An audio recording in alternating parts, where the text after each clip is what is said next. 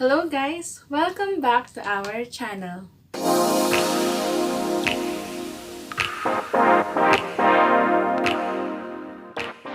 So meron naman tayong bagong upload na video, and for today's video, this will be a sign language tutorial, and nakalagay naman sa description box and nakalagay sa title kung ano yung sakop ng topic natin for today's video. So before we continue this video, kung bago ka pa lang sa aming channel or hindi ka pa nakaka-subscribe sa aming channel, huwag mong kalimutang mag-subscribe. Click that red button na nasa baba, and of course, click the notification bell beside the subscribe button para updated ka sa aming mga every new uploads. So, without further ado, let's get started!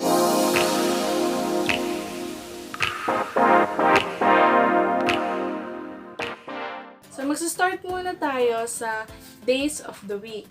So, covered siya ng Monday, Tuesday, Wednesday, Thursday, Friday, Saturday, and Sunday. So, 7 days of the week. So, mag-start muna tayo sa sign ng days. So, ito yung sign ng days. Natatandaan nyo, sa alphabet, A, B, C, D. So, yung D, ito. So, yung dalawang kamay natin, gagawin lang natin letter D. Tapos yung isa, nakalagay ng ganyan. And then, itong isang D, yan. So, day. Day. Off. Letter F, dalawang letter F ulit. Tapos, magkadugtong. So, this is off. The. Ginanyan siya. Letter T. The. Then, week. Week. So, days of the week. So let's start with the first day of the week, which is Sunday. So, actually, merong dalawang sign yung Sunday. So, the first one is ito. Palm out. Tapos, yan. Ganyan. So, the second one naman is letter S. Yung letter S is ganyan. Ganyan lang. Or pwedeng isang kamay lang. Ito. Sunday. So, next is Monday. So, Monday is, form ka lang ng letter M, and like, katulad ng ginawa mo dun sa Sunday na ganun, ito naman, yung letter M lang, ganun lang din. And then, next is Tuesday. So, ito. Letter T. Tuesday. Next, Wednesday. Letter W. Then, ganun lang din. Next is Thursday. Thursday is TH. Yan. Form lang kayo ng T at H. Yan. Habang nagaganyan. Thursday. The next one is Friday. So, yung Friday naman is letter F. And then, form nyo lang ulit ng ganito. So, next is Saturday. So, yung Saturday naman, ganito. S tsaka T. So, Saturday. S-T. S-T. Yan. Parang ganun siya yung S-T. So, ulitin natin. Sunday, Monday, Tuesday, Wednesday, Thursday, Friday, Saturday, and again, Sunday. So, yun guys, yung sign ng 7 days of the week. So, punta naman tayo ngayon sa adverb of time. So, pag sinabi naman na ganun, so yung mga words na merong kinalaman sa time. So, start tayo sa word na day. So, kanina, tinuro ko sa inyo ulit, dalawang D, and then yung isang D, nakaganito, and then itong D, yan. So, day. Next is now. So, now. Siguro nakita nyo na rin to nung nag-sign kami ng ABC song, diba? Now I know my, so this is now. So, letter Y siya, and then now. Parang, yan, ganyan nyo lang siya. Now. Next is time. Parang tinuro nyo lang yung orasan ninyo. Parang yan, time. Yan, so, next is seconds, minutes, and hours. So, first is itong pan ninyo, ilagay nyo lang siya. Parang nag-appear, disappear, one half. Yan, nakaganyan. And then, ito naman, first na sign natin is seconds. So, ito yung seconds. S for seconds. And then, na ganyan. Parang yung, ano ba tayo ito? Yung kamay sa orasan, nagaganyan. Yan. Seconds.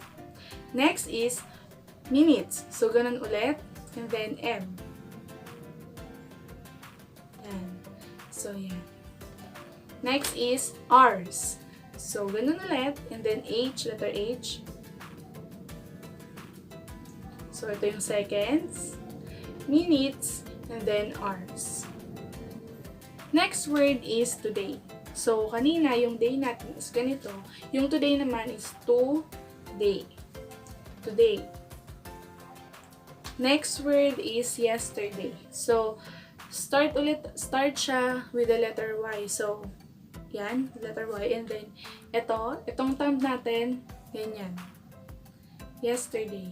Yung thumb natin, lagyan sa chin, tapos pagkat sa balikat. Yesterday yan. Next naman is tomorrow. So, yung tomorrow naman natin, hindi tayo mag-letter T, pero nakaganyan. Parang naka-thumbs up, tapos, ilalagay ulit sa chin natin, tapos ganyan. Ganito siya. Yan. So, tomorrow. Yan. Next word is other day. So, ito yung sign sa other. Yung thumb ulit parang naka-thumbs up, pero ganyan. Parang tinuturo mo. Other. Other day. Yung sign ulit natin kanina sa day. So, other day. Next word is recently or kanina. So, ito naman is prepare natin parang X, letter X, pero di ba recently yung letter R talaga start, pero ito yung sign. So, ito yung X, and then ilalagay natin, ipe-place natin siya dito sa katabi ng cheeks natin, and then yan, kanina or recently. Next word is future. So, nag-start din siya sa letter F. So, itong kamay natin, gawin natin letter F, and then nakaganyan siya. Either nakaganyan or diretsong ganyan. So, F, tapos parang ganun. So, parang galing dito. Dahil future nga, papunta ka pa lang sa future. Yan, future. Next is the infamous word forever. Everlasting, forever. Yun. So, ito yung sign na ginagamit pag na-encounter nyo or gusto nyo sabihin yung forever. So, naka-point yung index finger natin. Tapos, mag-form kayo ng circle. Parang igaganyan siya.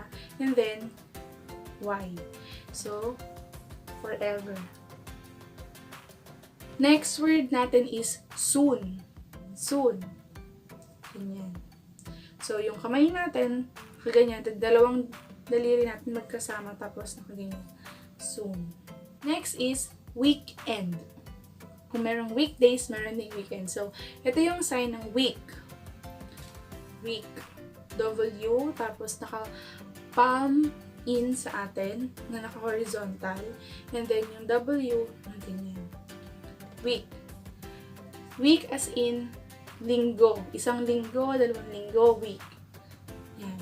Weekend naman, since ito yung sign ng week, and ang sign naman ng end is ito, E. Letter E, tapos ganyan. Letter E, is ganyan. So, magiging sign ng weekend is W-E. Weekend. Paano naman pag weekdays? Ganun din. So, weekdays. Yung day natin kanina. Next word naman natin ngayon is last year. So, ito yung sign ng last. So, yung, ano ba tawag dito? Pinky finger. Or yung pinakamaliit na finger natin. Ganyan lang siya. Last. Last. And then, yung sign ng year is ito, nakadalawa, naka-close fist, and then so, last year. Parang nag-prepare initial ba yung tawag sa ganun? Pero, ipag-meet mo sila. So, last year. Next naman, kung may last year, meron naman tayong new year. So, ito naman yung new. Bago. New. Parang yan. So, new. New year. Next word naman natin is daily. So, hindi siya daily ha. So, ito yung daily. Letter D, tapos parang kinakamot natin yung cheeks natin.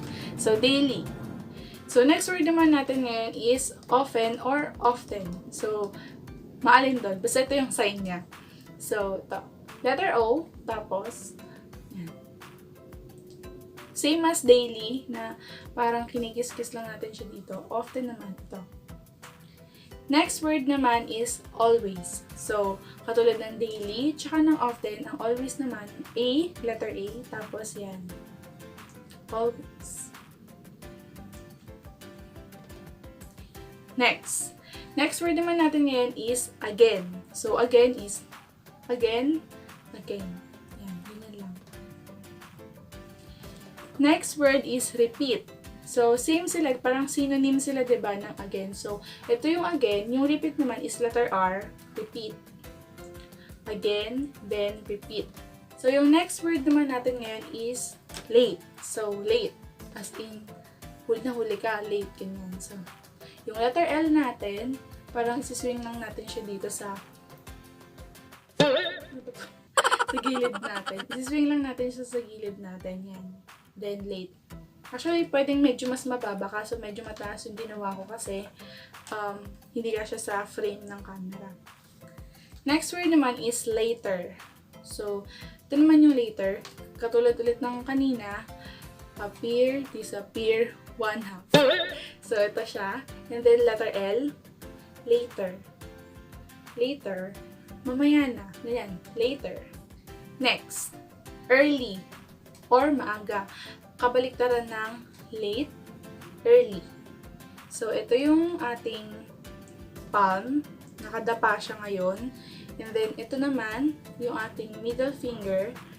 Siya yung nagpo-point pag ganun pababa. Early. Next word is, ito, magkakasama sila. Once, twice, tsaka thrice. So, naalala ninyo, yung number natin is 1, 2, and 3. So, yung kamay natin is nakaganyan ulit. Yan. And then, itong first, or yung number 1 natin, once, then twice, then thrice, o kaya ito, thrice. Pwede siyang gamitin na thrice, o kaya na ganito, thrice. So, once, twice, tsaka thrice. So, ayun na nga guys. Doon na nagtatapos yung ating sign language tutorial about adverb of time and days of the week. So, sana meron kayong tutunan sa aking tinuro sa inyo. And sana na-absorb nyo talaga siya. If ever na hindi, nabilisan kayo sa akin or hindi nyo naintindihan agad, pwede naman kayo mag-playback or mag-rewind kayo para balikan yung mga words na hindi nyo agad na-gets or gusto nyo lang balikan.